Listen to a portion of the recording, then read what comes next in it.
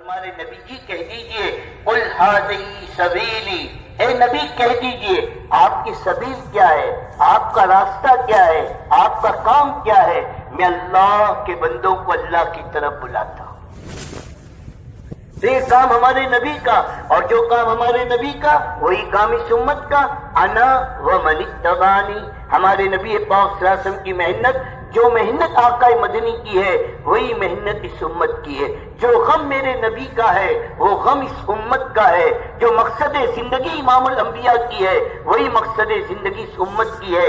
جس محنت کے لیے اللہ کے نبی نے اپنا سب کچھ اور صحابہ کی زندگی کو لگایا وہی محنت ہماری زندگی کا مقصد حیات ہے۔ باقی یہ تو ضروریات زندگی کی ضرورتوں کے پورا کرنے کے سامان ہے، اس کا انکار نہیں ہے، لیکن یہ میرا مقصد نہیں، یہ میری آئیڈینٹی نہیں، یہ میری پہچان نہیں۔ میری پہچان تو اللہ کا دین ہے، اور میری پہچان تو حضور پاک صلی اللہ علیہ وسلم والی محنت ہے۔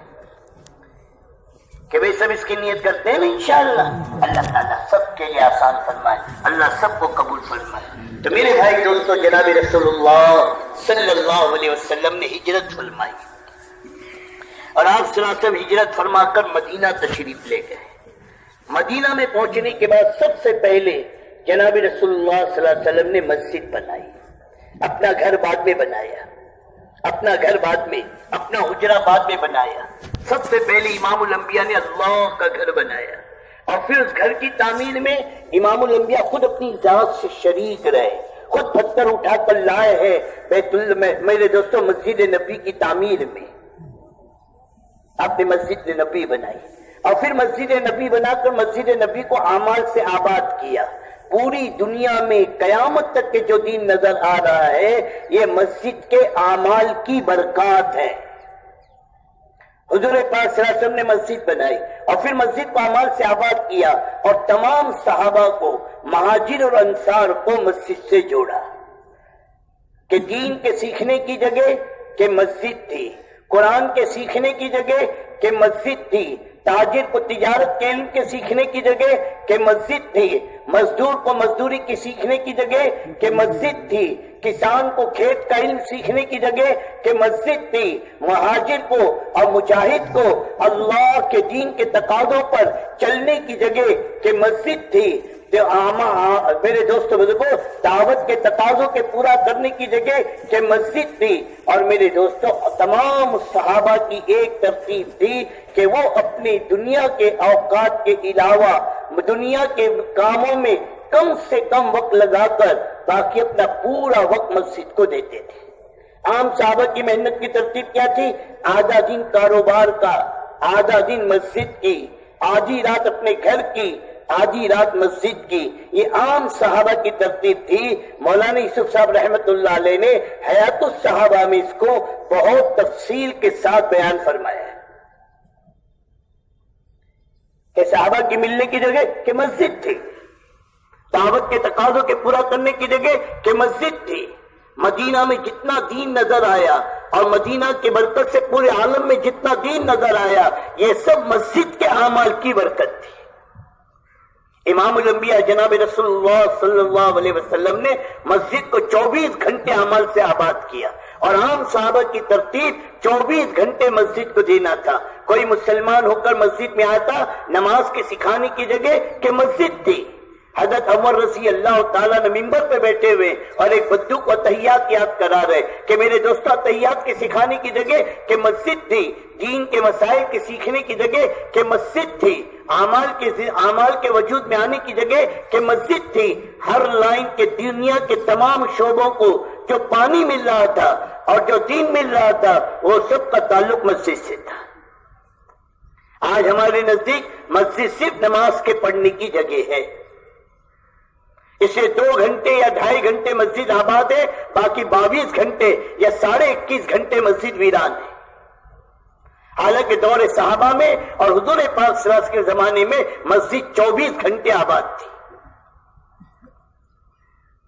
ہر آدمی اپنی ضرورت کا دین کہ مسجد سے سیکھ رہا تھا، ہر آدمی کو ضرورت کا علم کہ مسجد سے مل رہا تھا، اور عام صحابہ کی ترتیب تھی کہ مسجد کے اندر اپنا وقت دے رہا تھا۔ آنے والے وفد کے ٹھہرنے کی جگہ، آنے والے وفد کو ٹھہرانے کی جگہ کہ مسجد تھی۔ قیدی گرفتار ہو کر آتا، اسے میرے دوستوں قید کرنے کی جگہ کہ مسجد تھی، لوگوں کو دعوت دینے کی جگہ کہ مسجد تھی، ایمان کی مجلسوں کے قائم کرنے کی جگہ کہ مسجد تھی۔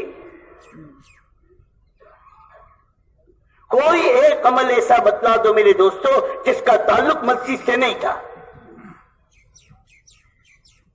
ہر آدمی اپنی ضرورت کا علم سیکھ رہا تھا کہ مسجد سے۔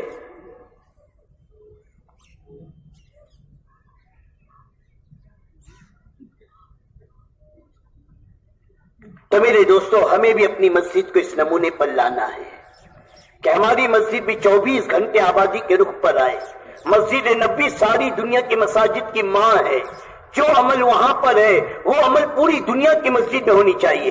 آج بھی مسجد نبی کا نقشہ کیا ہے کہ میرے دوستو آنے والے زائرین کی خوشامد کی جاتی ہے، آؤ اپنا قرآن صحیح کر لو، آؤ اپنا قرآن صحیح کر لو، مسائل کے معلوم کرنے کی جگہ آؤ دین کے مسائل کو معلوم کر لو۔ میرے دوستو بزرگوں، لوگ مسائل معلوم کر رہے ہیں، لوگ اپنا قرآن صحیح کر رہے ہیں۔ آج بھی مسجد نبی کے اندر وہ اعمال موجود ہیں جو اعمال حضور صلی اللہ علیہ وسلم کے زمانے میں مسجد نبی میں ہوا کرتے تھے۔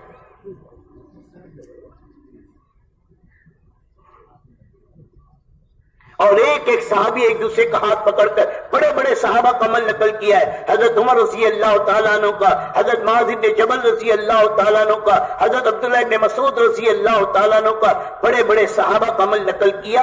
ایک دوسرے کو دعوت کیا دیتے تھے، آؤ اپنے ایمان کی تجدید کر لیں، آؤ اپنے ایمان کو تازہ کر لیں، آؤ ہم ایمان لے آئیں۔ اور مسجد میں لا کر میرے دوستوں ایمان کی مجلسوں میں بٹھایا کرتے تھے، اور ایمان کی مجلسیں مسجدوں میں قائم ہوتی تھی کہ ایمان کے سیکھنے کی جگہ کہ وہ بھی مسجد تھی۔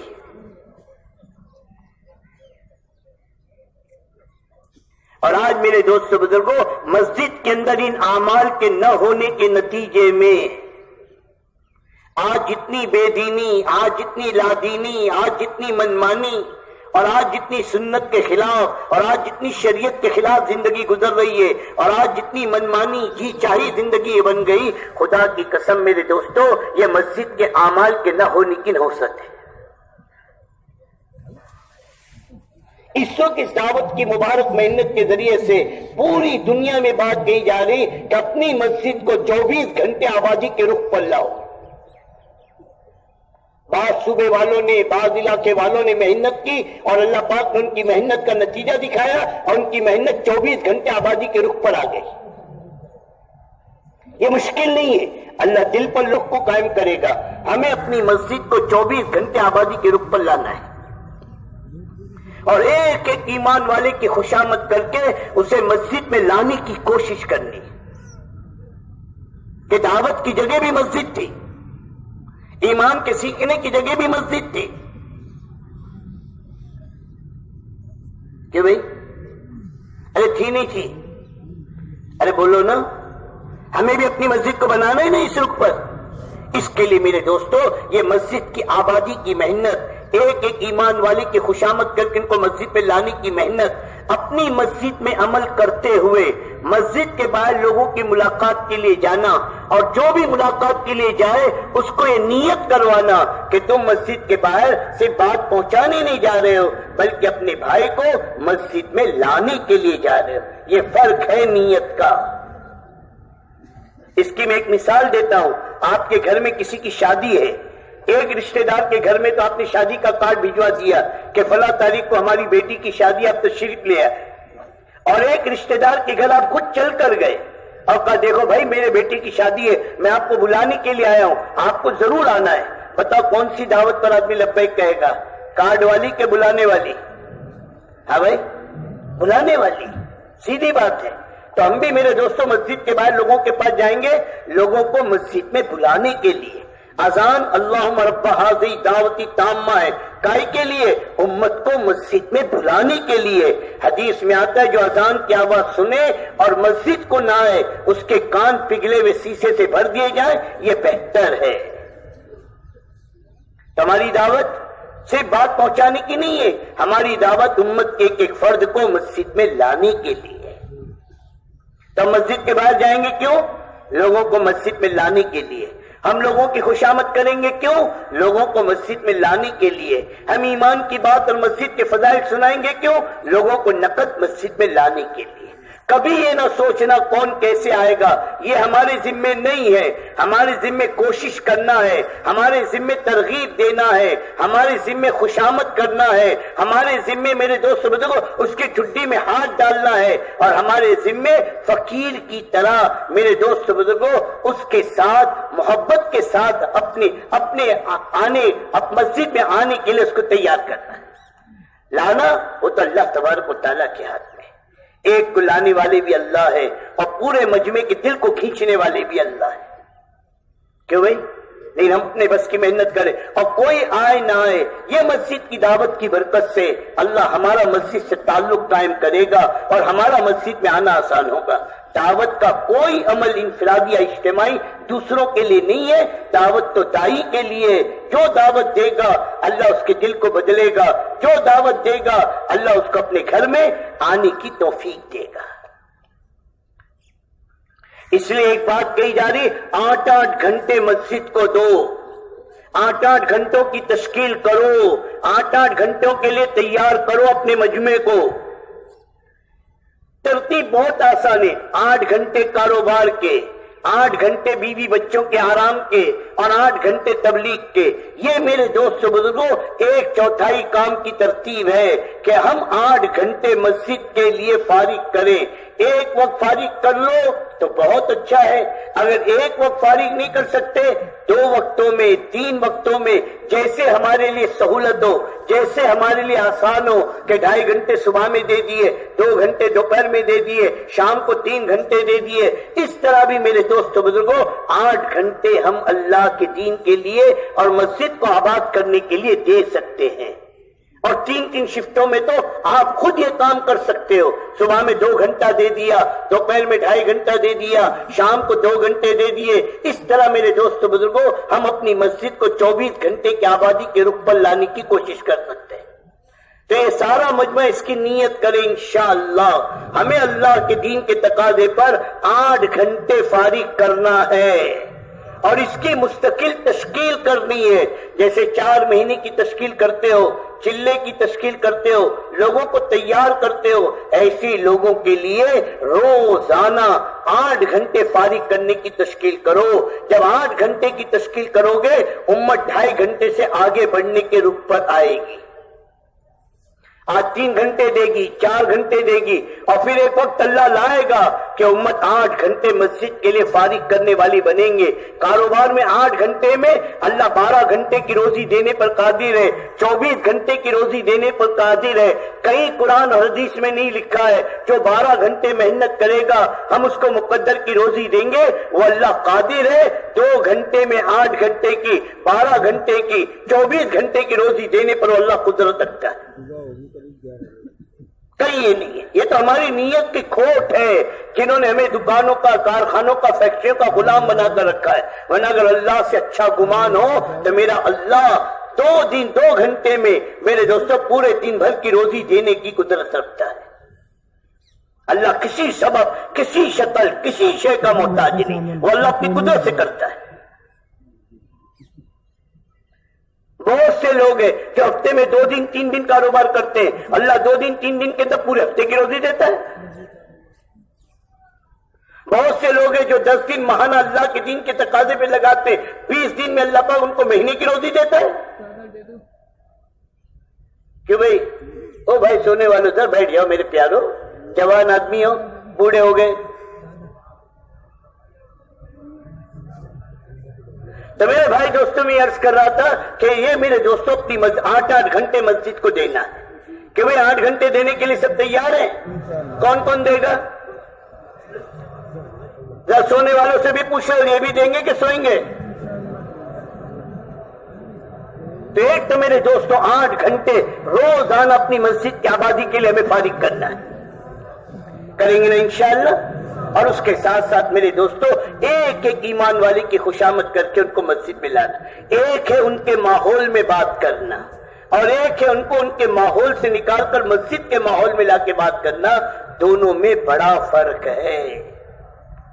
ایک آدمی سے آپ نے ملاقات کی، اور آپ نے اس کے سامنے ایمان کی بات کی، ایمان کا نفع بتایا، بحیثیت ایمان والا ہونے کے اس کو اس کی قیمت کا احساس بتایا کہ اللہ نے تمہیں کتنا قیمتی بنایا ہے، یہ پوری کائنات، یہ زمین اور آسمان کا نظام اللہ نے ایک ایمان والے کے لیے باقی رکھا ہے۔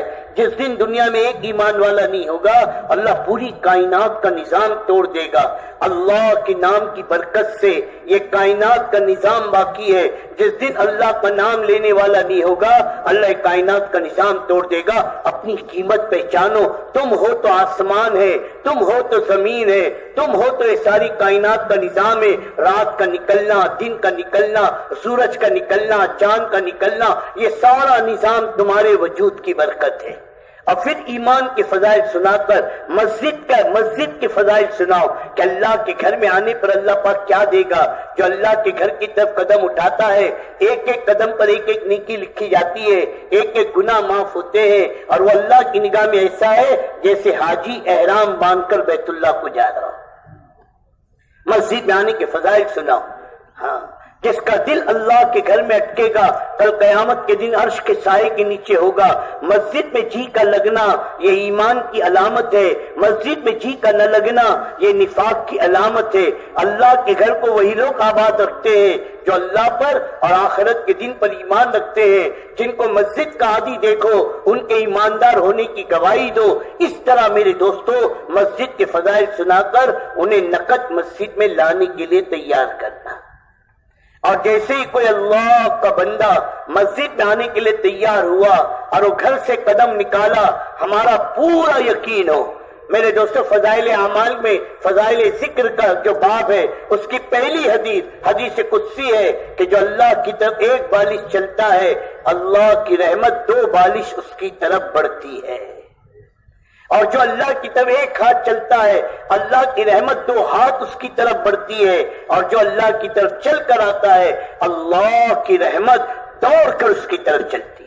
گویا ہم نے اپنے بھائی کو ظلمت کے ماحول سے نکال کر، غفلت کے ماحول سے نکال کر اللہ کی رحمت میں ڈال دیا۔ اب جتنے قدم چل کر آئے گا دور قریب کا کوئی مسئلہ نہیں ہے، جتنے قدم چل کر آئے گا میرے دوستو اتنی اللہ کی رحمت اس کی طرف متوجہ ہو گئی۔ پھر وہ مسجد میں آیا اور اس نے جیسے ہی مسجد میں قدم رکھا حدیث کی روایت ہے کہ وہ اللہ کا مہمان ہو گیا، ہوگا نہیں ہو گیا، اور اللہ پر اس کا اکرام واجب ہو گیا۔ پھر وہ تعلیم کے حلقے میں بیٹھا، 1-2 حدیث اس نے سنی، اللہ کے نبی پاک صلی اللہ علیہ وسلم کے زبان مبارک سے نکلے نورانی کلمات میں نور ہی نور ہے، یہ دل کی ظلمتوں کو کاٹتی ہے، دل کی ظلمتوں کو دور کرتی ہے، دل کی ظلمتوں کو چھانٹتی ہے، اور دل میں میرے دوستو ہدایت کے نور کو داخل کرتی ہے۔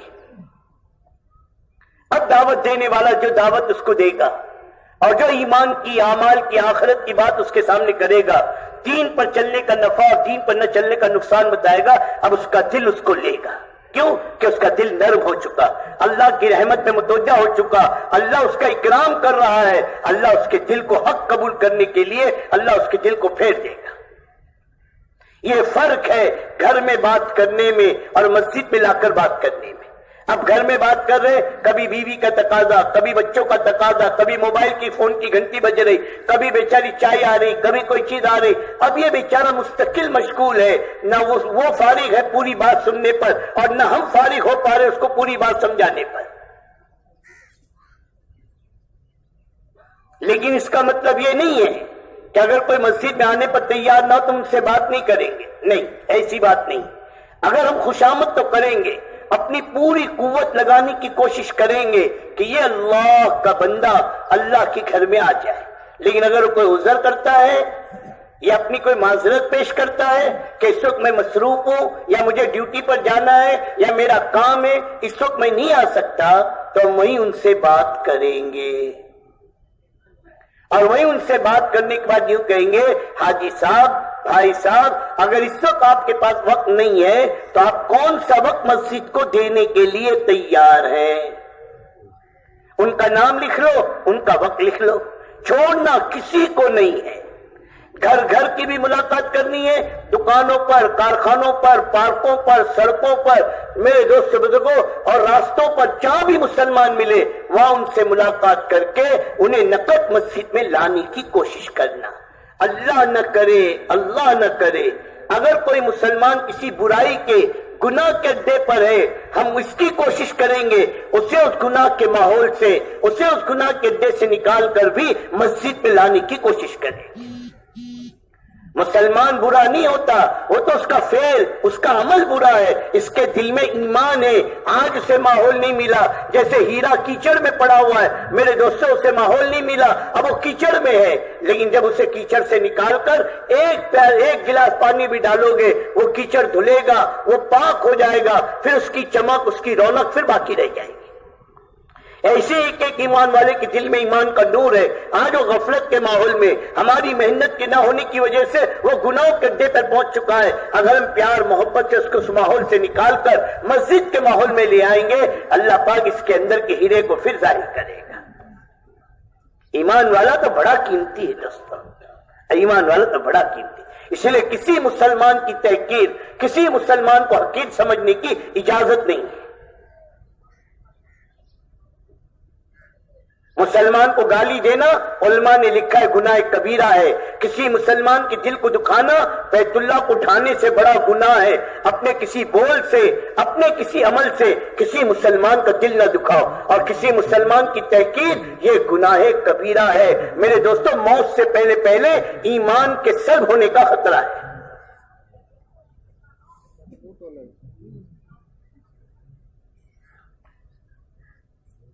اسلام حضور پاک صلی اللہ علیہ وسلم نے تو مینا میں حجۃ الوداع میں ایک ایک ایمان والے کا جان و مال جو اسے مسلمان پہ حرام کیا ہے، کہ اس کی عزت، اس کا جان، اس کا مال، یہ سب محفوظ ہے۔ ہمارے اس کام میں یہ گشتوں کی بنیاد یہی ہے، ہر ایمان والے سے اللہ کی نسبت پر محبت سے ملنا آ جائے۔ اور حدیث میں آتا ہے جب دو مسلمان آپس میں ملتے ہیں اور سوائے اللہ کی رضا کے کوئی غرض نہیں ہوتی، اللہ دونوں کے ہاتھ چھڑانے سے پہلے دونوں کی مغفرت کر دیتا ہے۔ کر دے گا نہیں، کر دیتا ہے۔ مغفرت ہو گئی، یقین۔ تو اس طرح میرے دوستو کوشش کرو ایک ایک مسلمان کو مسجد میں لانے کی، اور یہ مسجد کو آباد کرنے کی۔ جب مسجد پہ لوگ آئیں گے تو میرے دوستو بزرگوں، آج صرف ایمان کی مجلس قائم ہو رہی ہے، کل اللہ وہ دن لائے گا کہ مسجد میں مفتی صاحب بھی بیٹھے ہوں گے، لوگ ان سے مسائل کی تحقیق کر رہے ہوں گے، مسجد میں قاری صاحب بھی ہوں گے، لوگ ان کے پاس قرآن کو سیکھ رہے ہوں گے، اپنے قرآن کو صحیح کرا رہے ہوں گے۔ میرے دوست بزرگوں، مسجدوں کے اندر تقاضے ہوں گے، اندرون کے بیرون کی جماعتیں اللہ کے راستے میں جا رہی ہوگی، وہ ان کو روانگی کی ہدایت دے رہے ہوں گے۔ چاروں طرف مسجد کے اندر وہ اعمال کی فضا جو جناب رسول اللہ صلی اللہ علیہ وسلم کی مسجد میں تھے، مکاتب کا نظام بھی ہوگا کہ بچے اپنا قرآن سیکھ رہے، بچیاں اپنا قرآن سیکھ رہی ہے، اور میرے دوست بزرگوں، بڑے اپنا دین سیکھ رہے، بڑوں کے بھی قرآن کے سیکھنے کا انتظام، بچوں کے بھی قرآن کے سیکھنے کا انتظام، اور میرے دوستوں مسائل کے سیکھنے کا انتظام، قرات کے صحیح کرنے کا انتظام، سارا نظام پھر مسجد کے راستے سے وجود میں آئے گا۔ اور جتنی مسجد آباد ہوگی اتنا میرے دوستو اللہ ہماری بستیوں کو آباد کرے گا۔ جس بستی کی مسجد آباد ہے اللہ اس بستی کو آباد کرتا ہے، جس بستی کی مسجد ویران ہے اللہ اس بستی کو ویران کرتا ہے۔ بستیوں کی آبادی کا دار و مدار مسجد کی آبادی پر میرے دوستو بزرگوں موقوف ہے۔ تو اپنی مسجدوں کو 24 گھنٹے آبادی کے رخ پر لانا کہ وہ کریں گے انشاءاللہ۔ اور ایک میرے دوستوں اپنی بیوی بچوں کا بھی حق ہے۔ آج ہر باپ کیا سمجھتا ہے کہ میرے ذمے بچوں کا حق ہے کہ ان کا پیٹ بھرنا۔ ایک شوہر کیا سمجھتا ہے میرے ذمے بیوی کا حق یہ ہے کہ اس کا پیٹ بھرنا، اس کے کپڑوں کی، اس کے کھانے کی، اس کے فکر۔ حالانکہ قرآن کیا کہہ رہا ہے، اے ایمان والو، اے ایمان والو، اپنے آپ کو اور اپنے اہل و عیال کو جہنم کی آگ سے بچاؤ جس کا ایندھن انسان اور پتھر ہے۔ اور امام غزالی صاحب کی تفسیر میں فرماتے ہیں انہیں اللہ کا دین سکھاؤ۔ جیسے بیوی بچوں کے نان نفقے کی ذمہ داری ہم پر ہے، خدا کی قسم اپنے بیوی بچوں کے دین کی ذمہ داری بھی ہم پر ہے۔ اور گھر میں دین ڈنڈے سے نہیں آئے گا، مار پیٹ سے نہیں آئے گا، بلکہ ڈنڈے اور مار پیٹ سے تو گھر میں ضد اور نفرت پیدا ہوگی۔ گھر میں دین آنے کی شکل کیا ہے؟ گھر میں دین آنے کی شکل میرے دوستو بزرگوں، یہ اپنے گھر کے اعمال جو بتائے جاتے ہیں، ان اعمال کو ہم اپنے گھروں میں زندہ کریں گے۔ ان اعمال کو اپنے گھروں میں، ارے بھائی سن رہے ہیں نا میری بات؟ ہاں، ان اعمال کو کیا کرو گے؟ اپنے گھر میں زندہ کریں گے۔ 5 اعمال جیسے مسجد کے بتائے جاتے ہیں، 5 اعمال گھروں کے بتائے جاتے ہیں۔ ایک تو ہر گھر میں قرآن کی تجوید کا حلقہ، قرآن کے صحیح کرنے کی محنت۔ یہ وہ قرآن کی تجوید کا حلقہ ہے جس نے حضرت عمر کے دل کو بدلا ہے۔ یہ وہ قرآن کی تجوید کا حلقہ ہے جس نے حضرت عمر کو رضی اللہ تعالیٰ نے بنایا ہے۔ یہ وہ قرآن کی تجوید کا حلقہ ہے اس عمر کے بارے میں کہ لوگ کہا کرتے تھے کہ عمر کا گدھا اگر مسلمان ہو جائے تو مانا جا سکتا ہے، لیکن عمر کلمہ پڑھنے نہیں ہو سکتا۔ لیکن اس قرآن کی تجوید کے حلقے نے، اس قرآن کے سیکھنے سکھانے کے حلقے نے حضرت عمر کے دل کو پسیجا ہے۔ یہ دل بدلنے والا عمل، یہ میرے دوستوں نفرتوں کو دلوں سے نکالنے والا عمل، یہ دلوں میں اطاعت کے شوق کو، بھائی بیٹھ جاؤ، ادھر ہی بیٹھ جاؤ، وہیں بیٹھ جاؤ، کوئی اچھی جگہ پر کہاں سے لائیں گے آپ کے لیے؟ یہ دلوں کے بدلنے کا عمل۔ تو اپنے گھر میں روزانہ قرآن کی تجوید کا حلقہ۔ حدیث میں آتا ہے تم میں بہترین شخص وہ ہے جو قرآن کو سیکھے اور سکھائے۔ قرآن کے ایک آیت کا سیکھنا اور سکھا دینا 100 رکعت نفل نماز سے افضل ہے۔ ڈانٹ ڈپٹ نہیں ہے گھر میں، ارے اتنی بڑی ہو گئی، اتنا یہ ہو گئی، تجھے سورہ فاتحہ نہیں یاد ہے؟ یہ تو اپنا قصور سمجھنا چاہیے کہ شادی کو اتنے سال ہو گئے، اب تک میں نے اپنی بیوی کی سورہ فاتحہ سے نہیں یاد کرائی، میں اللہ کو کیا منہ دکھاؤں گا؟ آج بتاؤ 10 سال شادی کو ہو گئے، 15 سال شادی کو ہو گئے، کبھی اپنی بیوی کی سورہ فاتحہ سنی ہے؟ اپنے دل پہ ہاتھ رکھ کے پوچھو۔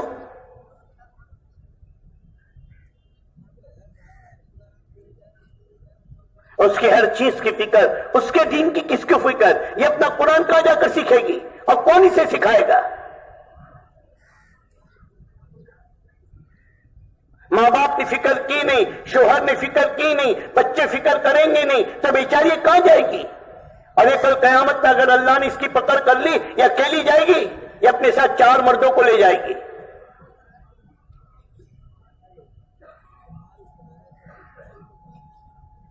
اسے میں دوستو اپنے گھر میں دین لاؤ نرمی محبت کے ساتھ۔ حدیث میں آتا ہے جو اپنے گھر والوں کے ساتھ اچھا ہے وہ اللہ کی نگاہ میں بھی اچھا ہے، اور تم میں سب سے زیادہ میں اپنے گھر والوں کے ساتھ اچھا ہوں۔ سب سے زیادہ نرمی محبت کا مظاہرہ گھر والوں کے ساتھ ہے۔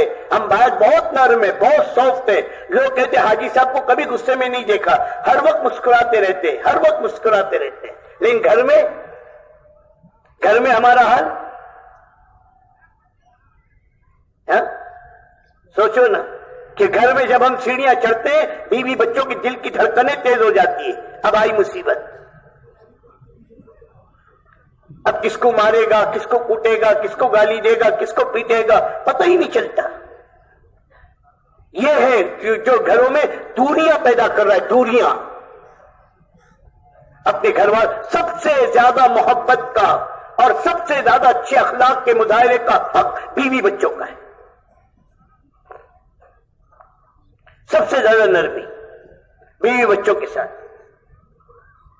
یہ ہم سمجھتے ہیں سلام کریں گے تو بھی میرے دوست بزرگوں کچھ نقصان ہو جائے گا، گھر میں سلام کرنے کو بھی تیار نہیں، حالانکہ سلام کرو سلامتی میں رہو گے۔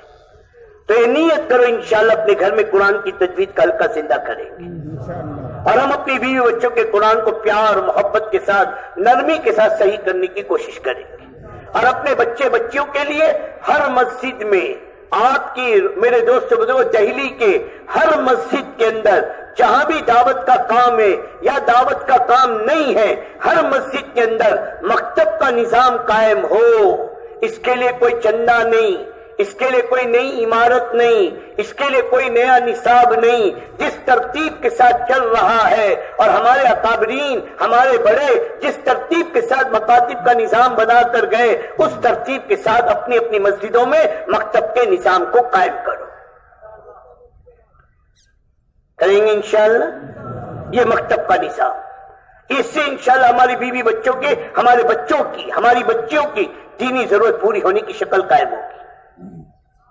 آج تک قرآن کی تجوید کے حلقے میں بیٹھتے جماعتوں میں نکل کر 40 سال 50 سال کا بوڑھا آدمی روتا ہے کہ میری اگر بچپن میں ماں باپ نے مجھے قرآن سکھا دیا ہوتا تو آج میں جاہل نہ ہوتا۔ اور یہ بڑی عمر میں قرآن زبان پہ چڑھتی بھی نہیں، صحیح طور پہ زبان سے الفاظ نکلتے بھی نہیں۔ اس لیے اگر ہم کسی وجہ سے نہ سیکھ پائے، اپنے بچوں کو اس نعمت سے محروم نہ کرو۔ ہاں، ان کو قرآن ضرور سکھاؤ، قرآن ضرور پڑھاؤ، جو پڑھانا ہے آپ پڑھاؤ، جو ڈگری دلانی ہے آپ دلاؤ، ہم اس سے منع نہیں کرتے، لیکن سب سے پہلے اپنے بچوں کو قرآن دو۔ دیں گے انشاءاللہ، قرآن سکھائیں گے اور اپنے گھر میں قرآن کی تجوید کرتا کریں گے۔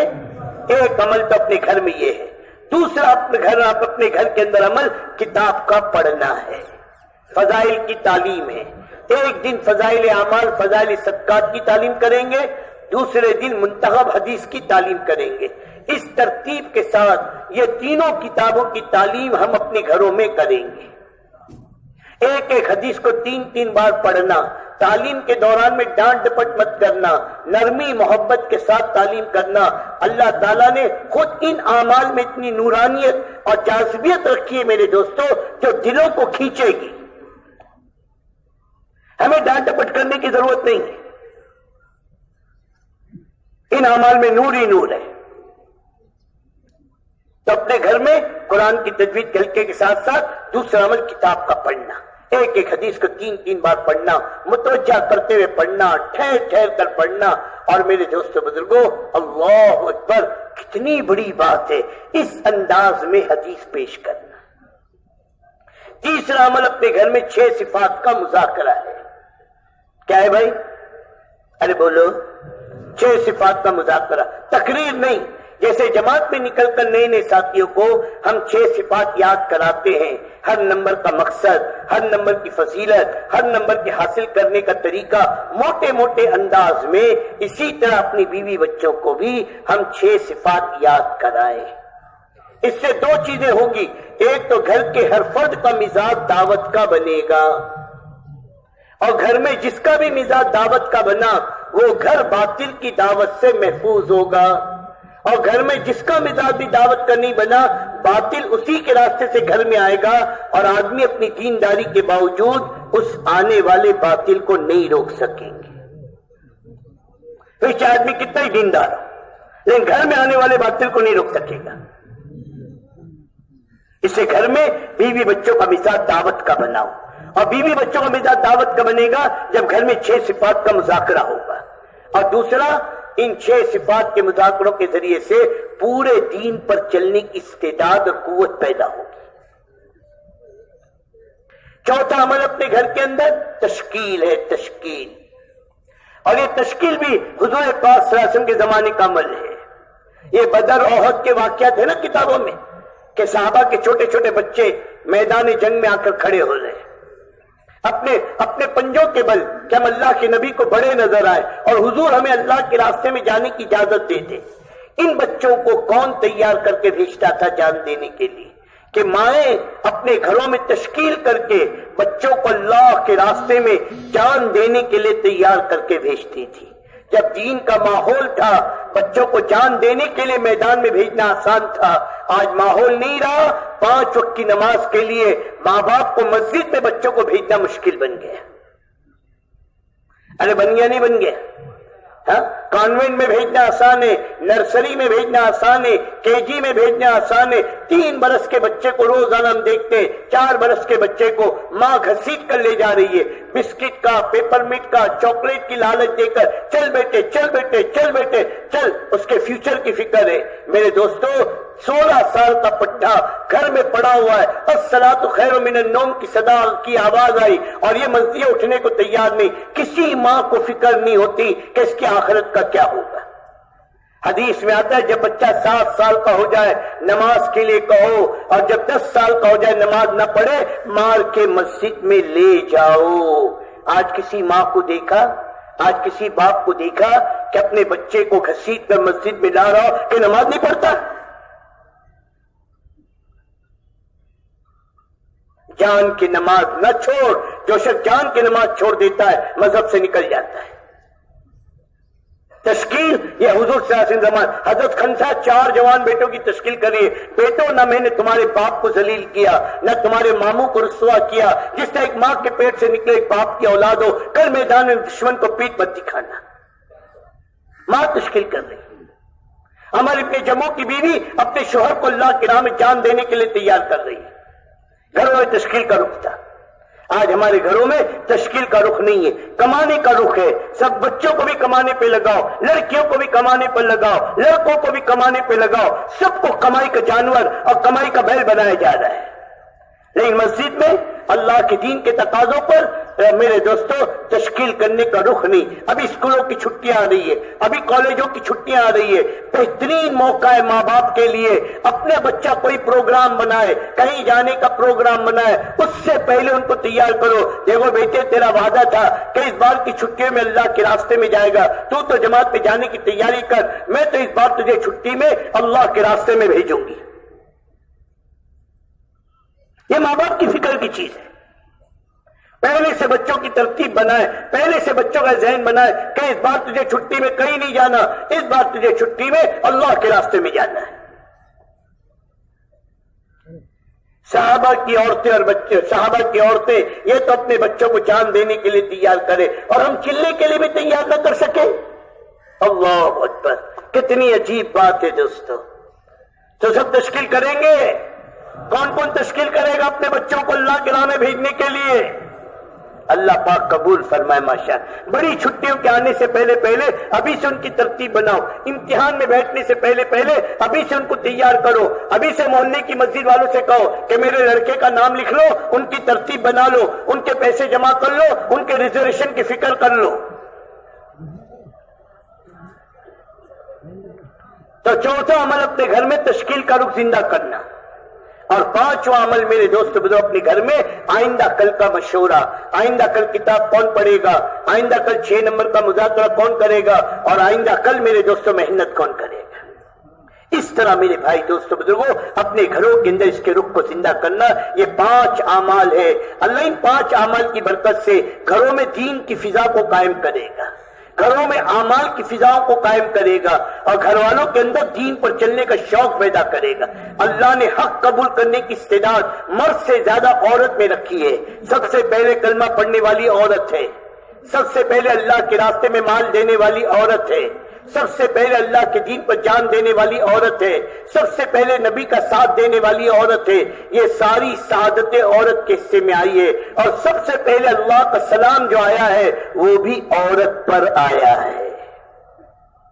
اما جان حضرت خدیجہ رضی اللہ تعالیٰ عنہ یہ ساری سعادتیں ان کے حصے میں آئی۔ حضرت سمیہ نے اللہ کے دین پر جان دے کر قیامت تک کے تمام جان دینے والوں کا اجر و ثواب اپنے نام عمل میں لکھوایا ہے۔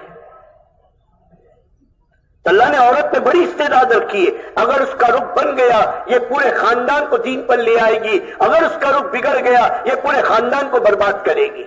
اسی لیے علماء نے لکھا ہے ایک عورت کی دینداری 70 ولیوں کی ولایت پر بھاری ہے، اور ایک عورت کی بے دینی 1000 شیطان کی شیطانیت پہ بھاری ہے۔ اس لیے میرے دوستو اپنے گھر میں پیار محبت کے ساتھ دین کو لانے کی کوشش کرو، کریں گے؟ آج 12 گھنٹے بیوی بچوں کے پیٹ کے تقاضوں کے لیے 12 گھنٹے صبح سے لے کر شام تک جانوروں کی طرح محنت کر رہے، گھر والوں کے تقاضے، گھر والوں کی ذمہ داری، گھر کی ذمہ داری، راشن کی ذمہ داری، گھر کی فیس، گھر کے میرے دوست اسکول کی فیس کی ذمہ داری، سب ذمہ داری کا احساس ہے، اس کے لیے 12 گھنٹے دے رہے ہو، اور اپنی بیوی بچوں کو جہنم کی آگ سے بچانے کے لیے 1 گھنٹہ میرے پاس نہیں ہے، ایک گھنٹہ میرے پاس نہیں ہے کہ آؤ میری بیوی، آؤ میرے بچوں، آؤ بیٹھ کر ہم دین سیکھیں، آؤ بیٹھ کر ہم ایمان سیکھیں، آؤ بیٹھ کر ہم اپنی آخرت کے بنانے کی فکر کریں۔ ہے گھر میں اس کی فکر؟ ہے گھر میں اس کے لیے وقت ہمارے پاس؟ آج دعوت کے تقاضے پر مسجد کے بعد 2.5 گھنٹے دے رہے، اپنی بیوی بچوں کے لیے 1 گھنٹہ نہیں ہے۔ یہ ظلم نہیں ہے؟ یہ اپنی بیوی بچوں کے ساتھ ظلم نہیں ہے؟ اپنے گھر میں وقت دو، اور اپنے گھر میں میرے دوستوں بزرگوں یہ مسجد کے گھر کے 5 اعمال کو گھروں میں زندہ کرنے کی کوشش کرو۔ کہ وہ کریں گے نا انشاءاللہ؟ سب نیت کرتے ہیں نا؟ اللہ تعالیٰ بہت قبول فرمائے۔ اور ایک میرے دوستوں بزرگوں اپنے مسجد کی تعلیم، یہ بہت بڑا عمل ہے، بہت بڑا عمل۔ آج ہم کاروبار سے آتے ہیں، دھندے سے آتے ہیں، بزنس سے آتے ہیں، آفس سے آتے ہیں، آنے کے بعد تھکے ہوئے ہوتے ہیں، کاروبار کا بوجھ ہوتا ہے، تو ہم فریش ہوتے ہیں، ہاتھ منہ دھوتے ہیں، کوئی بات لیتا ہے، کپڑے بدلتا ہے، چائے پانی پیتا ہے، کیوں کہ فریش ہو جائے۔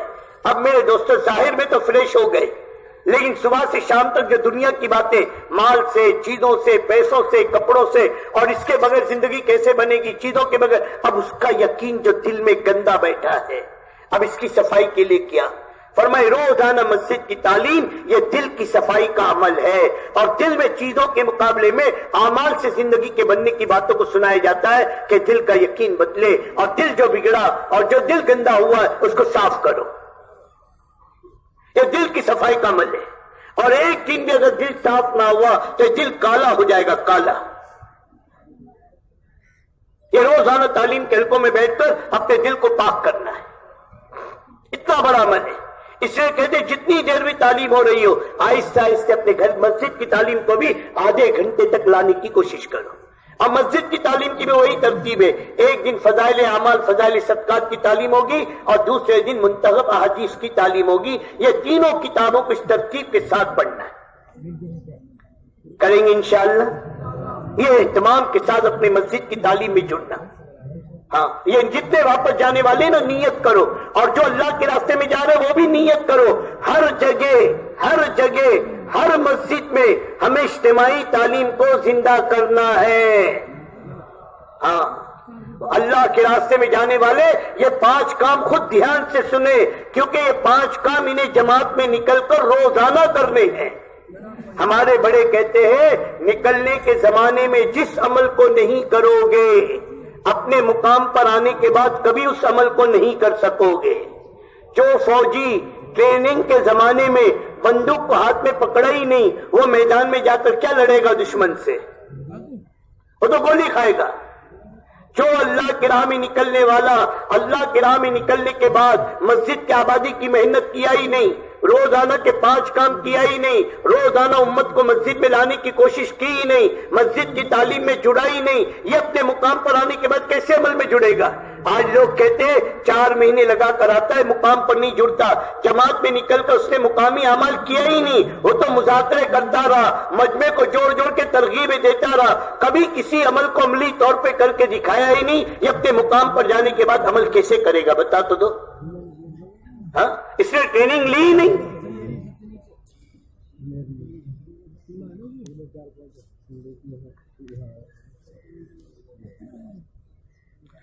اس لیے جو واپس جا رہے وہ بھی، اور جو اللہ کے راستے میں جا رہے وہ بھی، یہ طے کرو کہ ہر گھر میں، ہر مسجد میں تعلیم کو زندہ کرنا ہے، اور جہاں تعلیم ہو رہی ہے وہاں ترغیب دو، اور میرے دوستوں نے اپنی تعلیم کو آدھے گھنٹے تک لانے کی کوشش پر لاؤ۔ پھر دیکھو اللہ پاک کیسے ان تعلیم کی برکت سے دلوں کی دنیا کو آباد کرتا ہے، اور دلوں کے اندر کی بے دینی کو دور کرتا ہے، اور دلوں کے اندر حق کے قبول کرنے کی استعداد پیدا کرتا ہے۔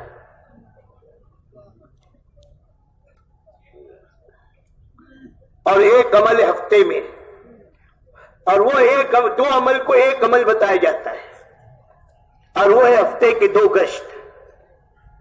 ایک اپنی مسجد کا گشت، جماعت میں نکل کر روزانہ عمومی گشت کا اہتمام ہوگا، اور اللہ کے راستے سے اپنے گھروں کو واپس جانے والے یہ بھی ہفتے میں ہر ہفتے پابندی کے ساتھ اپنی مسجد کے عمومی گشت میں اپنی ضرورت سمجھ کر شریک ہوں گے۔ روزانہ 2.5 گھنٹے کی محنت، روزانہ 8 گھنٹے کی محنت، یہ اپنی جگہ پر ہے، اور ہفتے میں 1 دن اپنی مسجد کو، میرے دوست، اپنی مسجد میں یہ عمومی گشت کی ترتیب قائم کرنا، یہ مستقل ایک عمل ہے، اور اس گشت میں 4 اعمال کو زندہ کرنا ہے۔ 3 اعمال مسجد کے اندر ہوں گے، 1 عمل مسجد کے باہر ہوگا۔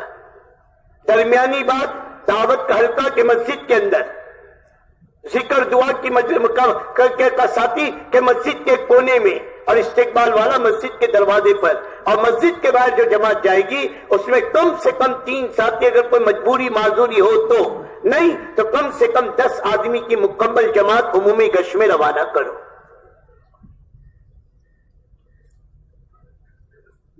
اور ایک دوسرا گشت پوری مسجد وار جماعت مل کر دوسرے گشت کا اہتمام کرے گی، اور دوسرے گشت میں پوری مسجد وار جماعت مل کر جائے گی، اور وہاں ان 5 اعمال کو زندہ کرنے کی فکر کرے گی۔ اللہ جتنے اعمال وجود میں لے آئے، اور تیسرا، چوتھا، 5 عمل مہینے کے 3 دن۔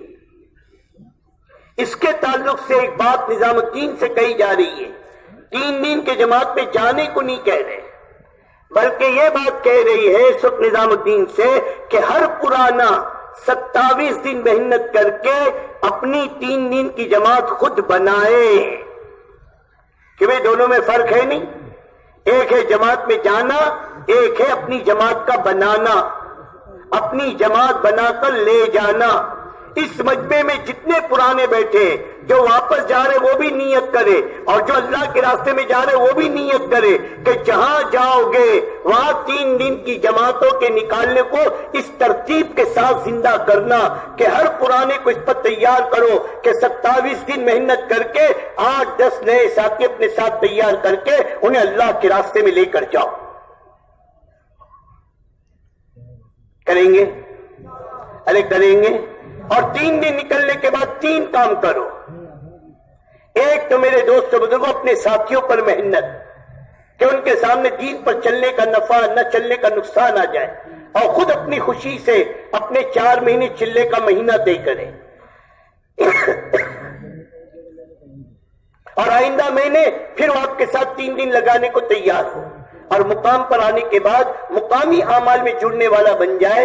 اتنی محنت اپنے ساتھیوں پر کرنی ہے کہ بھی کریں گے۔ اور دوسری محنت، جو جماعت جہاں جائے وہاں سے نقد جماعت نکالنے کی کوشش کرے۔ 4 مہینے چلے کی تو محنت کرے، آخری درجے میں 3 دن کی جماعت نقد روانہ کر کے پھر اپنے گھر کو واپس آئے۔ اور تیسرا عمل، جہاں جاؤ وہاں مسجد کی آبادی کی محنت، مقامی 5 کام کو عملی طور پر زندہ کرنے کی کوشش کریں۔ کریں گے انشاءاللہ؟ ہاں بھائی۔ اور میرے بھائی دوستوں بزرگوں، اللہ تبارک و تعالیٰ واپس جانے والوں سے گزارش ہے، ایک تو 5 وقت کی نماز کا اہتمام کرو۔ اب یہ نیت کر لو انشاءاللہ نماز نہیں چھوڑیں گے کسی حال میں، بلکہ تکبیر اولیٰ کے ساتھ نماز کے پڑھنے کا عزم کرو کہ انشاءاللہ 5 وقت کی نماز تکبیر اولیٰ کے ساتھ پڑھنے کا اہتمام کریں گے۔ صبح شام کی تسبیحات، تیسرا کلمہ، درود پاک اور استغفار، ان تسبیحات کا بھی اہتمام کرو۔ روزانہ قرآن پاک کی تلاوت، صبح صادق سے پہلے قرآن پاک کو دیکھ کر پڑھنا، یہ اللہ کے تقرب میں بہت بڑا ذریعہ ہے۔ اور ایک، اپنے معاملات کو صاف رکھو۔ تمہارے پاس بولنے والی زبان ہے، لوگوں کے پاس دیکھنے والی نگاہیں ہے۔ معاملات کی خرابی بعض مرتبہ اللہ پاک کی طرف سے مدد کے دروازے بھی بند کر دیتی ہے، اور لوگوں کو بھی دور کر دیتی ہے۔ جس کے معاملات خراب ہوں گے، جس کے اخلاق خراب ہوں گے، اس کے ساتھ اللہ پاک امت کو نہیں جوڑے گا۔ اس سے اپنے معاملات کو بھی صاف کرو۔ مسلمان نہ دھوکہ دیتا ہے نہ دھوکہ کھاتا ہے۔ اپنی کمائیوں کی لائن کو بھی پاک کرو۔ کمانا دین نہیں ہے، حلال کمانا دین ہے۔ حرام کے لقمے جہنم کے انگارے ہیں، اور اس سے اطاعت نہیں بغاوت کے جذبے پیدا ہوں گے۔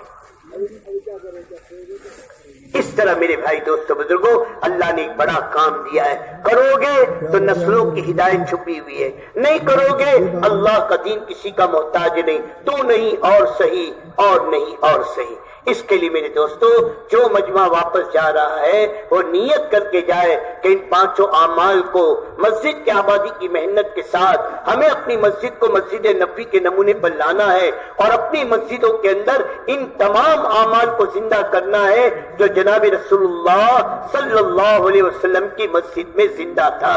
جتنی ہماری مسجدیں مسجد نبوی کے نمونے پر آئے گی اتنی اللہ ہماری بستیوں میں، ہمارے محلوں میں، ہمارے علاقوں میں اللہ پاک دین کو لائے گا اور پورے عالم میں دین کے پھیلنے کا اللہ ہماری بستیوں کو ذریعہ بنائے گا۔ جیسے مدینہ ذریعہ بنی پوری دنیا میں قیامت تک کے دین کے زندہ ہونے کی، ایسے اللہ ہماری بستیوں کو نمونہ بنائے گا پوری دنیا میں دین کے زندہ ہونے کی، کہ وہ سب کریں گے انشاءاللہ۔ اور جو اللہ کے راستے میں جا رہے ہیں انشاءاللہ ان کے ساتھ تفصیل سے مذاکرہ ابھی 9:30 بجے سے ہوگا۔